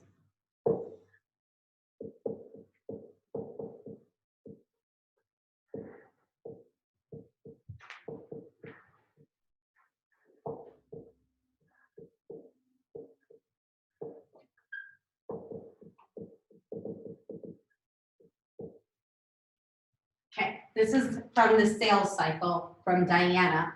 Positive present, negative future, positive future. That all it means is what's going right now, what's going wrong right now, what could go wrong in the future if nothing changes, and then what could go right in the future. Your goal is to eventually, it's okay if you kind of move around a little bit, but eventually you want to get to here, and you are the solution to all of their issues, or hiring you is the solution. So, you know, what's working for them right now might be that person who says, I don't have to sell. We've got enough room here. It's a nice house. We like living here. What's your but? What's not working? Why'd you even invite me over? Talk to me about that. Where would you go if you had everything you wanted? What would your ideal scenario look like? How much money would you have? Where, you know, would you have 35 acres to have plants and cows on? Or like, where do you want to go? What happens if it doesn't work out? All of this needs to be in your presentation somewhere, because if they hire the wrong person or they don't do it at all, the wrong answer could be they hired the wrong agent, they got the wrong terms, less price, or if they wait too long, then they might miss the mark on the market. The interest rates might go up. Right? So we've got to paint a picture somewhere in there of a negative future. So it's important to understand what they want. So I'm going to get a really good idea of their motivation. And I'm going to say, if I could get you there, are you ready to sell? Yeah. And some people need a little nudge because they don't have quite the I have to, or I'm dying to get out of this house, or whatever. It's like this, I don't have to sell. I get that. But there's a reason you called me here today. You want to. Be confident in this. When I was in retail, they always said when somebody walked in the door, they walked in with money to spend. Guys, if you got on the phone with them and you've been on the phone with them for more than 5 minutes, or you got in their house, they want to sell. They're just trying not to play their card or their hand too early. That's it. You just got to figure out and build that rapport. Do they like you and trust you enough to tell you what's really going on? Maybe they will down the road. In that moment, not yet. Yeah, I think it's part of what's going on with the building is that they're both still running their businesses out of it while they're building their new shop at their house in There's Jefferson. no rush. So your motivation is definitely going to shift when they're doing business out of their house and they got a big open building doing nothing. And so I'm keeping that in the back of my mind. Like, yeah, there's no motivation. They're going to move. Where are they going to move to do business? They have nowhere. Yeah. So it really, you know. Absolutely. So, Kaylee, are you aware of what we do to get homes sold? A little bit. I don't have a lot of details, but I just briefly looked over the packet I got. So if I get that answer, I'm going to get her eyes glossy. I am. If they've already reviewed it, I go, great. Did you have any questions? Blah, blah, blah. And I might just emphasize that I've been working really hard, or you guys can emphasize that Brittany and us all work really hard to make sure that we are not just selling houses, we're mastering the art of selling houses so that we can get you the absolute best offer with the least amount of time and the best terms, because it's not just the price that makes the best terms. Sometimes it's more than that. But if not, I'm going to start here and I'm going to go, let's talk about where buyers find homes. And I'm going to go through each little bullet point in here. They're going to start on our website or on some other real estate website. They're all over social media. You're starting to see listings in a Facebook marketplace. You're seeing them on Craigslist. You're seeing them here, there. My goal is to make sure that your house is everywhere. The other thing that we always do, without a shadow of a doubt, is professional photos. You will never, ever catch a photo of one of our listings with a person in the mirror, a naked family member, timestamp on it, or it's sideways when the layout is up. You are not, and I do that kind of stuff to get them to laugh and keep them engaged, because when I talk about marketing, their eyes are going to get glossed over. So I always throw in jokes just to keep people like, are you still with me? Are you with me? And Gar has got some stats too on like how many sell, like where houses sell from, and that's pretty interesting. Like I think 50 to 60% is offline. So like with Mike, that was a big thing I hit on with him is internet's where it's done. So that's why pictures and marketing is so important. The last numbers I looked at was like 94% of people started online, but the further that you get in the process, the higher the percentage gets, closer to 100%. Eventually, people land online to search for homes. And so our goal is to make sure that your listing is viewed by as many people as possible. So we're not going to just put it in front of the agents. We're going to put it in front of the buyers and their friends. I mean, everybody else to make sure that it's where it needs to be. Where it's going to be in the MLS. I know that seems really dumb and mundane to talk about, but if they haven't reviewed this, you should probably talk about the MLS, because even though it's basic, it's important. That's what puts it in front of all the other agents. We're going to put it in KWLS, and we're going to syndicate it across the World Wide Web to every single website listings are ever found. You will not find a website that your house is not on except for forsalebyowner.com. That's it, because it's not. It's going to be on our website with social media. We need to have our other stuff in here. It needs to be updated. We offer our virtual tours, gives them something else to be clicking on. We have drone photography that's available for certain price points or certain types of property. Think of a mountain house, a farm, a large sprawling acreage, that kind of thing. These are the kind of things that we want to get the drone out there and take either photos or videography. Waterfront, you want to get that air photo that shows their pretty water and all that other stuff. We get it out in front of agents, and we also have a database of over 11,000 people of our own that have been reaching out to us for years, some of them recently, some of them less recently, that are also going to get notified that your house is available. And the other thing that we do, because most lazy agents won't do this, is we do open houses. And we not only do open houses, but we do them in a really specific way. Have you ever heard about our open houses, by the way? Mm-hmm. Stop, I would say that because they're pretty killer. And the reason is that they are is we have a very strategic way about getting your house on the market to where we get the photos done, and we're going to launch it on either Thursday afternoon or Friday morning. And the reason we do that is, guess when most of the showings are done? On the weekend. On the weekend. So what we do is we launch it on that Thursday night or Friday morning with a pre-planned, pre-scheduled open house with one of our agents. They're out prospecting all during the week, inviting people to your open house. And then we hold it, goes live. All the agents and their buyers start seeing your listing on Thursday and Friday. They start coming in and saying, can we see the house? And our goal is to get all of them to come in to the open house. And have you ever been to an auction, Kaylee? Yeah. Do you know how they work? Yeah. So what happens at an auction? Highest and best bidder, and everybody gets it. Yeah, but if I was at Walmart and I saw that item and I saw it and I was like, yeah, I like that item, I might pay $25 for it, or I might pass by it. But what happens at an auction when all of a sudden other people want what you want? Everybody wants it. Everybody's gonna start fighting for it. That's right. And that is exactly what we do with our listings as well. So you and I are going to decide on a price that'll help exacerbate all of this marketing. And our goal is to get everybody in that first weekend. And I'm going to hopefully send you somewhere, like to the park or to the beach or something like that. And we're going to show the heck out of your house that weekend. Hopefully have you an offer or more on Monday.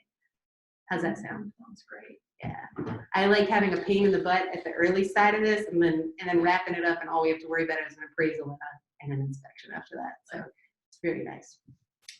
All right, so I'm trying to think of what else I may have missed in here. You know, Kaylee, have you interviewed any other agents? You told me the other day you weren't, but I just wanted to check. I might interview one more. I have somebody coming tomorrow.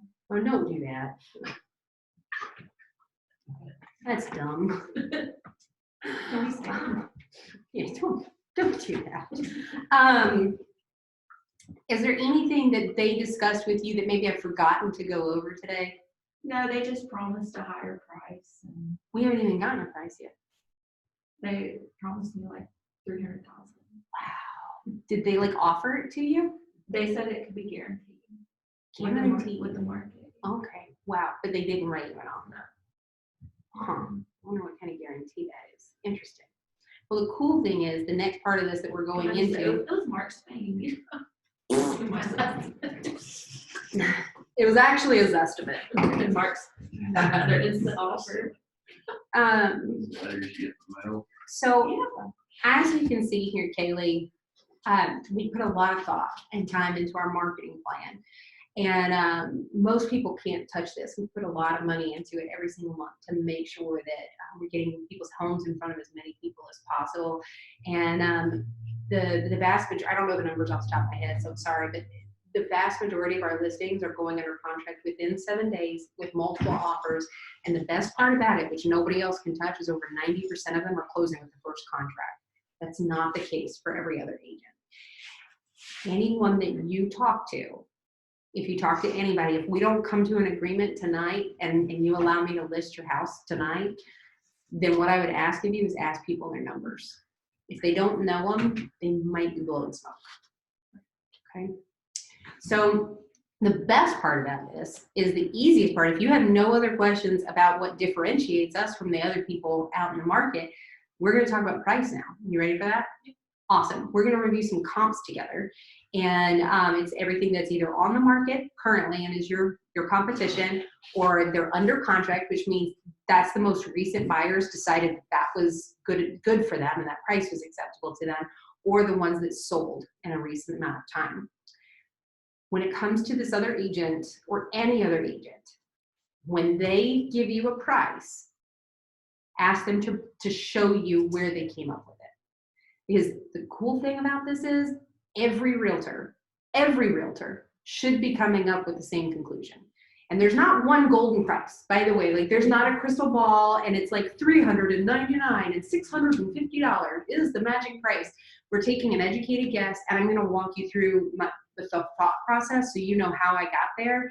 And if you ever get somebody that brings you a higher price, there's a chance, ask them for proof before you assume, but there's a chance they're doing something I call buying your listing. Have you ever heard of that? Yeah. They're inflating the price to make you go, ooh, that sounds really good, so that they can get you to sign the agreement. And then they're just going to beat you up on price for the next couple of weeks until you get down to the price we originally talked about. All the while, you're having to clean your house every single morning before you leave, empty the sink every single morning, make sure all the laundry's done, make sure the beds are made, make sure all the lights are on, the blinds are open, and you're showing it day after day after day, because when you overprice, buyers will come in, but they'll only use your house to choose it out. Mm-hmm. So they'll waste your time and you cleaning only for your agent to come up and beat you up later. So my favorite part of this is the comps, because you and I can't make this up, and we can't just come up with something. It's going to be whatever the market holds. All right, let's go through it. And I like to do either 333 or 555. It really depends on how many I can find. If there's just not enough comps, I might do 333. 3 active, 3 under contract, 3 sold. I'm going to take my solds, and I'm going to say, honestly, Kaylee, this is old information. These buyers made decisions 90 days ago, and too much has changed since then. The only people that are going to look at this are appraisers. So we're going to set this aside. And appraisers are stupid. They're dumb. They're big bad wolves. Just kidding. So let's talk about the under contracts. And the way I go through them, guys, is I lay them all out. And first, I have already highlighted them. I am a paper person. AJ likes to pull it up on the computer. That's great too. I don't judge anybody's method of doing it. I print them out and I go ahead and highlight stuff, because I am a little detail oriented. I don't want to get caught using the wrong comp because I didn't look at something correctly. So I'm sitting there like circling days on market and what was the asking price, and it doesn't have a basement, because if that's hidden in there and like that skews this whole thing, then whatever. And so I'm just circling or highlighting the important similarities, and then I'm going to lay them out. I'm going to have 3. I'm going to go, okay, Kaylee, first of all, have you been in any of these houses? Guys, why is that important? Because the layouts can be different, upgrades. Yeah, if they have a pretty good understanding of where theirs matches up against that house. You don't want to get caught saying something has something or it doesn't have something, and they're like, I've been in that house, their yard drops, blah, blah, blah, blah, blah, and and that was information you didn't know. So if they can tell you that, you can arm yourself right there in the conversation. Remember, questions are your friends. So if you've been in any of these houses, okay, great, let's look over them. This is where I slow way down. This one, 1234 Main Street. It was listed at this. It went under contract within blank number of days. It's got this, this, and this that are the same as yours, but it's got this that's better than yours, but this is worse than yours. So it kind of evens out. I'm gonna do the same thing. Then I'm gonna put those right there, and then I'm gonna pull the actives. We're not gonna draw a conclusion yet. I'm gonna draw the actives. And this outlook works whether the market's going up or down.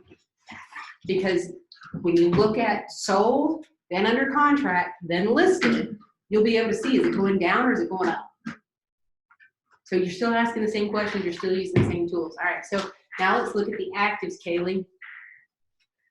The way I have to look at this is we're going out, we're playing a game, and the prize that we're competing for is the next buyer or the best buyer, really.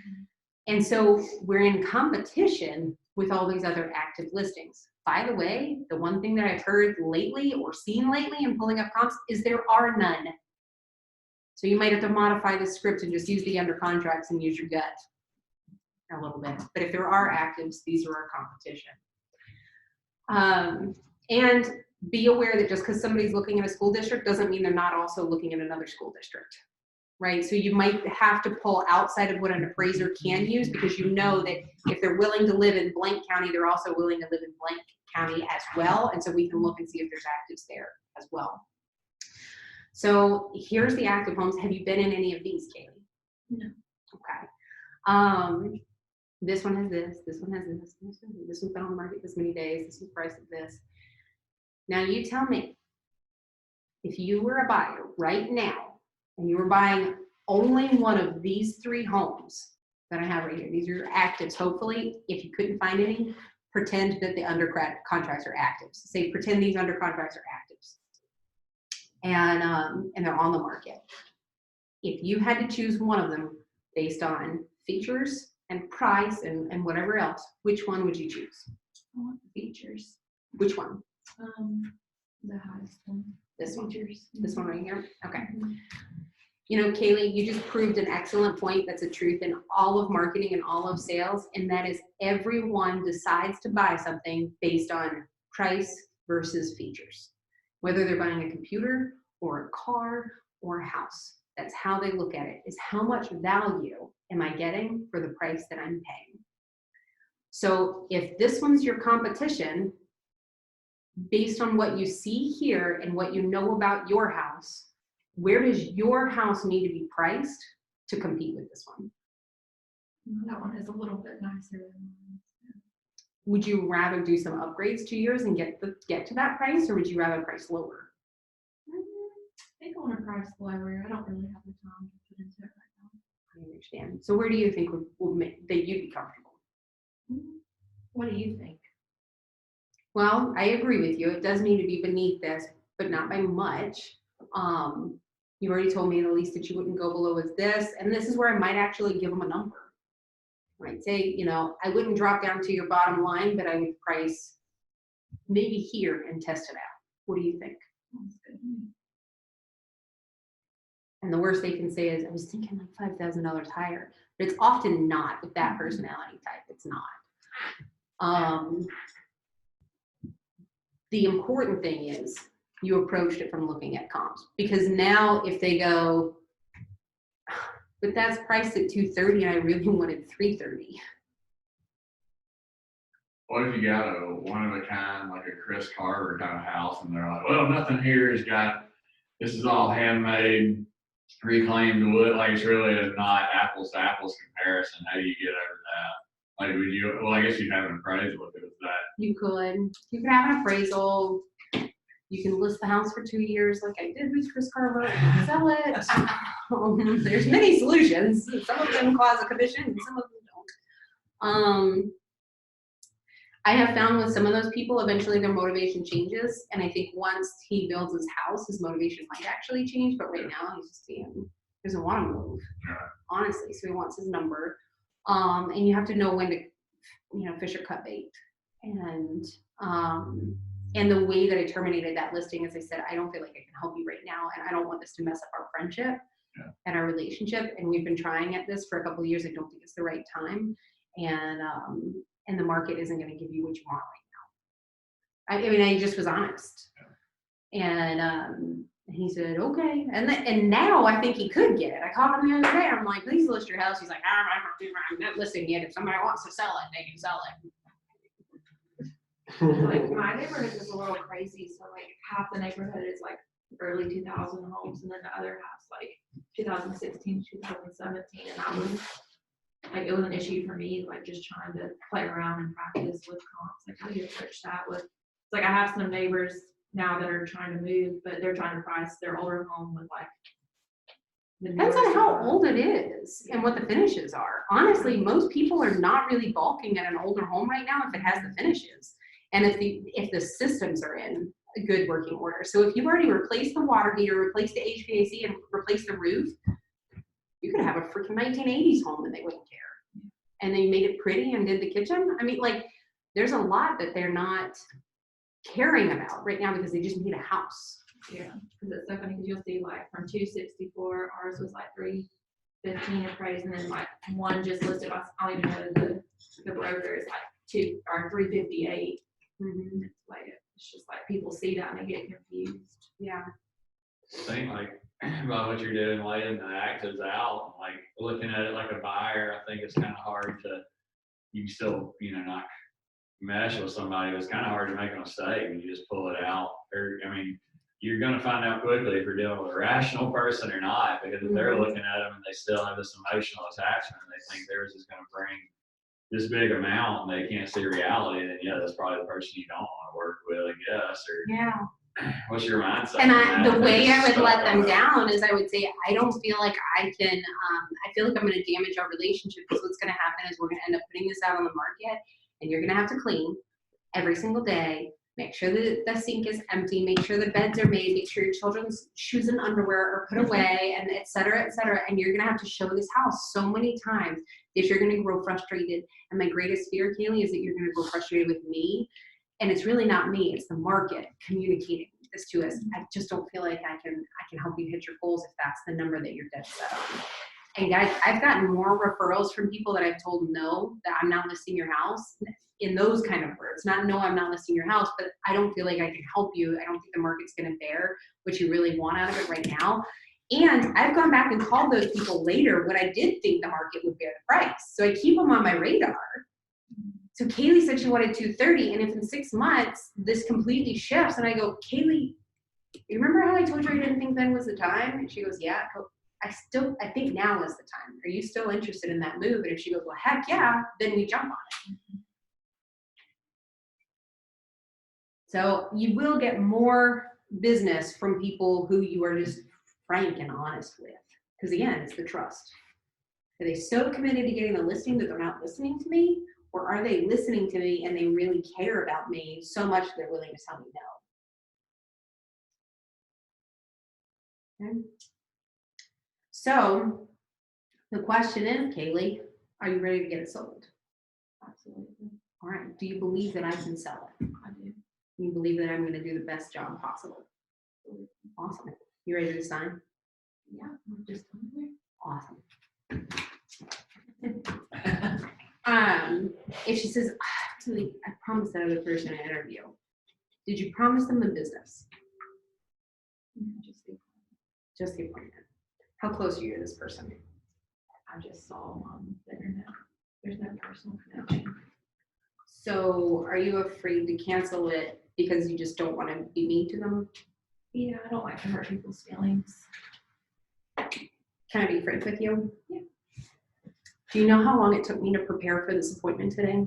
Mm-hmm. It took me about an hour and a half, possibly 2 hours of reviewing all the information. Plus, if you add up all the preparation that we did for this and blah, blah, blah, blah, blah, getting everything printed out, reviewing all of the comps and being prepared for today, it took a tremendous amount of time, which I love to do. It's part of my passion, is helping people like you hit their goals. I'm not giving you a hard time or anything.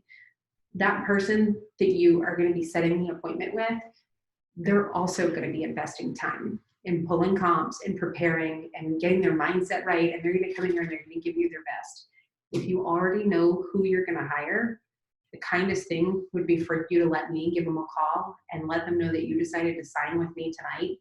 I'll give them a call, I'll break them the news, and I'll encourage them and tell them it wasn't anything personal, and I'll break the news for you. And I'll let them know when the open house is coming up if they want to bring in buyers. Would that be helpful? Okay, I can handle it for you. I can't tell you how many agents I've called. And say, look, bitch, it's over. You were that appointment you had tomorrow? You ain't having it! You know? But I can tell you when you can schedule a show. Yeah. Most people don't like confrontation. They don't want to be mean. They don't want to let somebody down. That's like 90% of the population's personality. And the only person that's not going to do that is going to be your high C. They don't want to make a mistake, so they want to interview enough people to make sure that they don't make a mistake. They want to sleep on it. They also love to sleep on it. For the love of God, high C's love to sleep on it. And by the way, let me talk to you guys about that.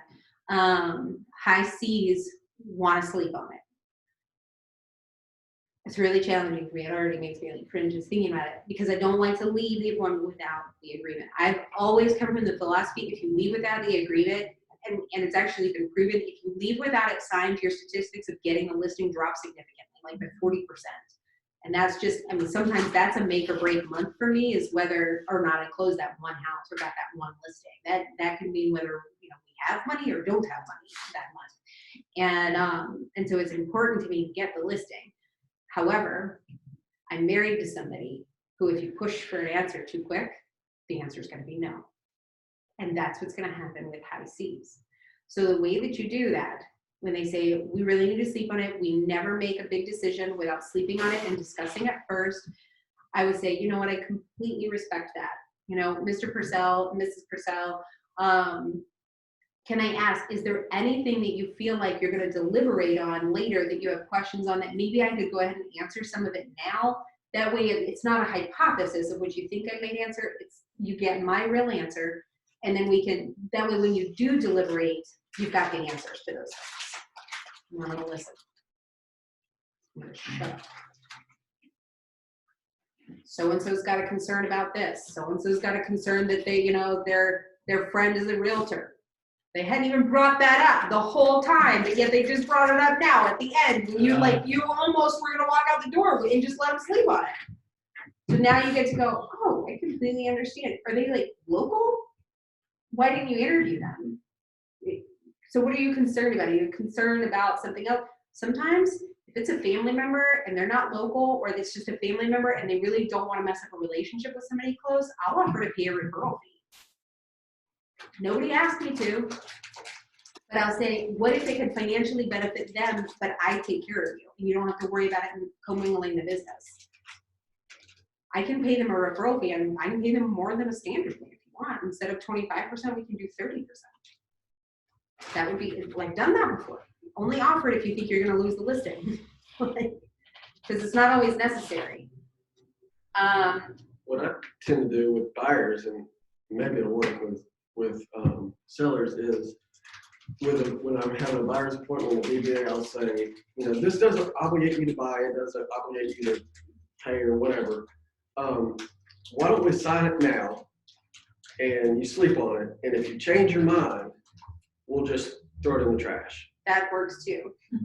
And I still recommend, no matter how much pushback they're giving you, to still close. And if you feel like you've gotten on their last freaking nerve, then what I would say is, AJ, I know it feels like I'm trying to push you in a corner, and I'm not. People wouldn't keep hiring me time and time again to get their home sold for them and to help them find real estate as well if I wasn't the bulldog that I am.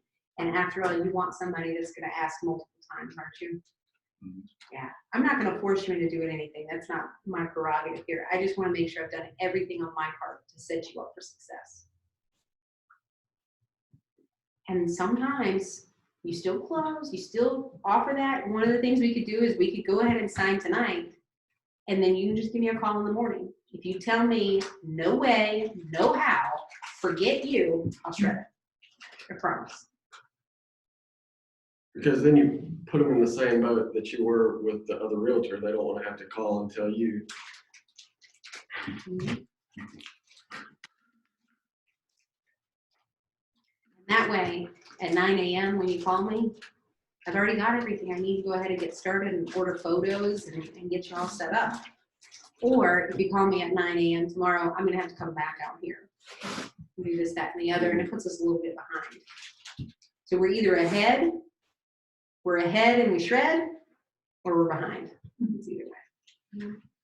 But I close with high Cs without pushing. Like I'm gonna preface it by I want to give you all the time that you need, and I don't want you to feel like I'm rushing you into anything or forcing you into anything. However, I wouldn't be doing my job if I didn't ask one more time, is there anything I can do to get the listing agreement signed tonight? So,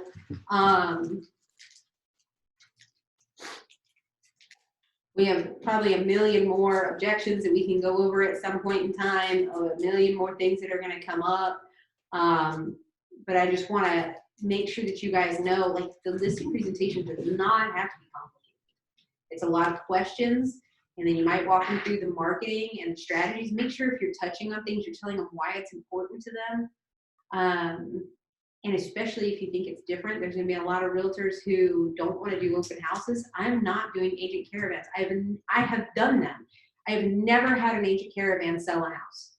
What we do is we get little feedback sheets that say, agent thinks you need to reduce your price.